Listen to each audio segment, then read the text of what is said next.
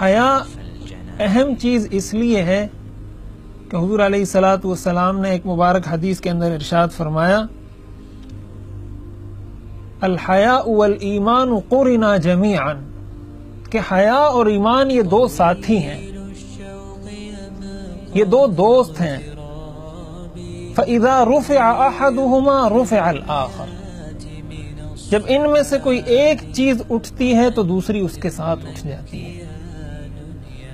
یہ کتنی الارمنگ بات ہے، کتنی خطرناک بات ہے۔ حضور یہ فرماتے ہیں کہ حیا اور ایمان میں سے جب ایک چیز انسان کی زندگی سے، کسی معاشرے سے رخصت ہوتی ہے تو دوسری چیز اس کے ساتھ ہی رخصت ہو جاتی ہے۔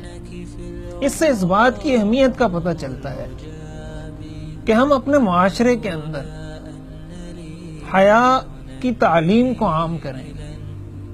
مردوں کا عورتوں کے ساتھ اختلاط، مخلوط ماحول میں بیٹھنا، مخلوط ماحول میں پڑھنا، عورتوں کے ساتھ رہنا، عورتوں کے ساتھ بات چیت کرنا، شرعاً ان چیزوں کی اجازت نہیں ہے۔ شریعت نے حدود مقرر کی ہیں، ان حدود کا خیال کرتے ہوئے ہمیں شریعت پر عمل کرنا چاہیے اور اس چیز کو اپنی زندگیوں میں جو رخصت ہوتی جا رہی ہے اس کو اپنی زندگیوں کے اندر لانا چاہیے۔ اسی کے ساتھ ساتھ ایک بہت اہم بات کہ حیا کا تعلق صرف عمل سے نہیں بلکہ زبان سے بھی ہے۔ آج کل ہمارے نوجوان بھائی جب اپنے کسی بے تکلف دوست سے ملتے ہیں، جب اپنے دوستوں یاروں کی محفلوں میں بیٹھتے ہیں تو فحش گوئی کرنا، گالیاں دینا اور اس طرح کی باتیں کرنا بہت ایک عام عادت بنتی جا رہی ہے۔ یعنی بات بات پر زبان سے گالی نکلتی ہے، بات بات پر زبان سے ایک ایسی نازیبا بات نکلتی ہے جو اسلام میں ممنوع ہے۔